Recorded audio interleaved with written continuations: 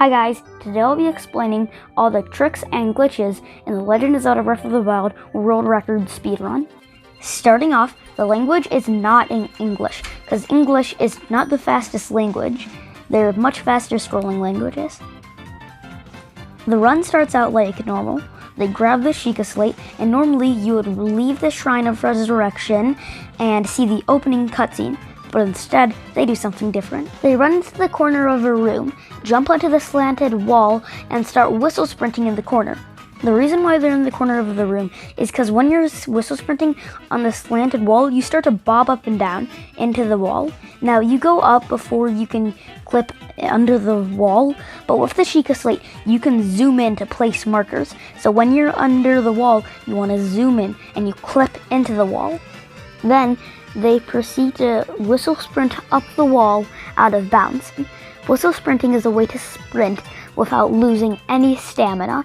You want to whistle while you're sprinting. Well, that was kind of obvious, but you need to hold down the whistle button and mash the sprint button. This will allow you to whistle sprint. Whistle sprinting is useful for going up walls because when you're climbing, to let go, you press B, and if you're mashing B, you'll continuously let go. So if it's at a slant, you'll continuously run up the wall without losing any stamina. It's also useful for running because, well, obviously, you don't lose any stamina.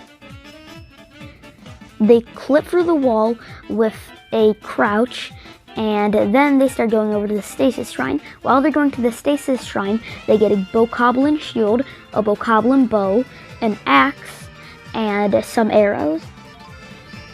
Now, they make it to the Stasis Shrine, but the Stasis Shrine is not open because they didn't activate the tower. So how did they enter the Stasis Shrine? Well, like in the Shrine of Resurrection, you can clip into every shrine. First, you need to get a skew, and how you get a skew is by jumping onto the shrine at a specific spot. Then, you go into the throwing position with your axe. You're not going to throw your axe, but instead, you're just going to use it to aim. You're going to aim at the right place, and then you're going to lower your axe, so you're not going to throw it. Then you're going to shield jump, switch out your shield at the right time to clip into the shrine, then go into the shrine. Once you're in the shrine, you have to, of course, freeze the cog, then you can unfreeze it. If you didn't know that you can unfreeze it, it's really useful because once you unfreeze something, you get your stasis back faster. If you unfreeze it in time, of course. And then you need to freeze the ball that's rolling down and whistle sprint up the platform so that you don't get hit by the ball before it comes back. Then you need to do something called swag strat. To do swag strat, you jump by the boulder, and you can practically get a double jump by shield jumping once you've jumped. So you do another shield jump, and that allows you to completely skip hitting the boulder and just go past. Once they've exited the shrine, they stasis a boulder right next to the shrine. They hit it a bunch of times with their axe until it's nearly in red. Then they shoot it with their arrow to make it in red. Then they jump on top of it and have the stasis boulder launch them up back into the cold area. Once they're in the cold area again, they do a BTB to get to the Cryonis Shrine. To do a BTB, you want to shield jump onto a Bokoblin's back. But before you hit the Bokoblin's back, you want to go into bullet time and do a spin attack at the right time while you're on the Bokoblin's back. This will send you flying, and you will have successfully done the BTB. And the thing about BTBs is they launch you high, like very high. So you need a way to not only stop you from going too far, but also to take no fall damage. And that's where the next glitch comes into play. Once you're right about over the shrine, you want to go into the throwing position with your axe again. But this time you're actually going to throw your axe. But only kinda. Once you get near the floor, you want to throw the axe, but before it actually leaves your hands, you want to switch an item. I recommend switching your shield, and that will stop you from throwing the axe and stop you from taking fall damage. Why does it stop you from taking fall damage? I have absolutely no idea. First, you have to clip into the shrine, of course, and then the rest of the shrine is casual. But at the very end, what you want to do is place a Cryonis block somewhere else then you want to shield jump onto it. And once you shield jump onto it, it will launch you up to an area where you can finish the shrine. After that, you want to perform another BTB over to the Magnesis Shrine. Of course, do the follow damage cancel again and clip into the shrine again. Then you're in the shrine. In the speedrun, it's pretty much like casual, although except for using the metal thing as a bridge, they do a shield jump, and they beat it in like a minute. It's pretty much casual though. Then what they do is they do a Magnesis bounce over to a Bokoblin camp where they BTB over to the bomb shrine. They of course clip into the bomb shrine and they do the fall damage cancel, the standard stuff, and then they enter the bomb shrine. What you want to do in the bomb shrine is either do it pretty much casually, or you want to do something called a wind bomb to skip the entire thing. A wind bomb is when you place 2 bombs, then you blow up one, making the other one launch into you, and it sends you absolutely flying. In a casual playthrough, what you normally would do is either teleport or walk on over to the Temple of Time, then claim either a heart or stamina, but they do it much different. In this speedrun, they head over to the birch forest, then cut down one of the trees, stasis it, hit it a bunch, shoot an arrow at it, jump onto it, and that launches them on top of the Temple of Time, completely skipping either the heart or stamina. They proceed to walk to the room on the top of the Temple of Time, where they meet the King of Hyrule.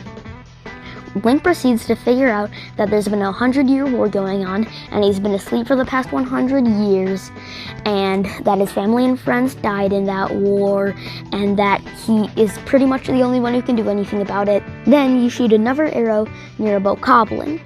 But the thing about this one is that it's gonna turn its head around a little bit, and you need to time it at the right time when its head is positioned at a certain place to BTB you right over to Hyrule Castle. So another looting Hyrule Castle. So they start off by gliding in, then turn around the corner into a doorway, and they jump through the wall. They jump on some invisible platforms and go to Amiibo. They land and grab a Royal Claymore. Then the Ganon animation happens. They have to skip it, of course.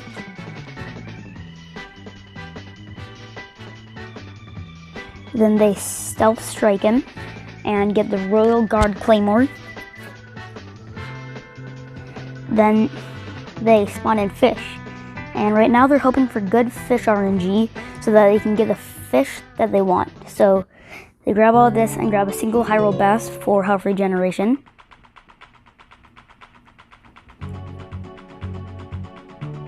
They run up the stairs. Then they explode this because behind that wall there's a chest with 3 ancient arrows. And ancient arrows are very, very useful up against Ganon. Upstairs again, and here they throw a bomb to distract the Lazel flow so that they can stealth strike them, and stealth strikes do 8 times as much damage as a normal attack. Then they cook all their fish to get attack boosting food. And they clip into the wall.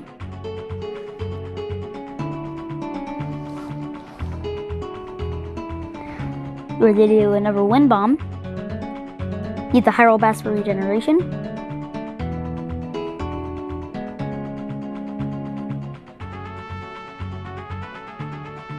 Aim themselves by throwing their weapon.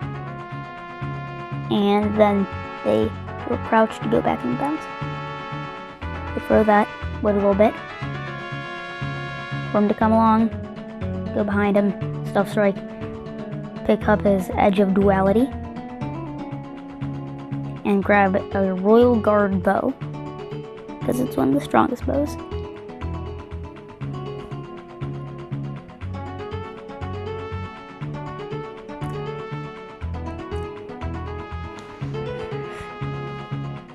The Flying Guardian is aiming at him.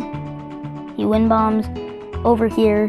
They make it to the sanctuary where they have to battle all the blights and Ganon. If you didn't know, if you don't defeat all the divine beasts, you have to battle the blights.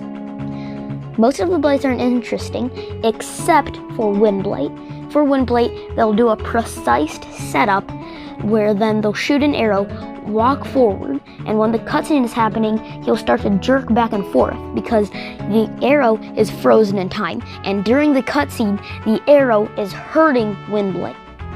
They proceed to beat Water Blight, Fire Blight, Thunder Blight, Ganon, and Dark Beast Ganon, finishing the run.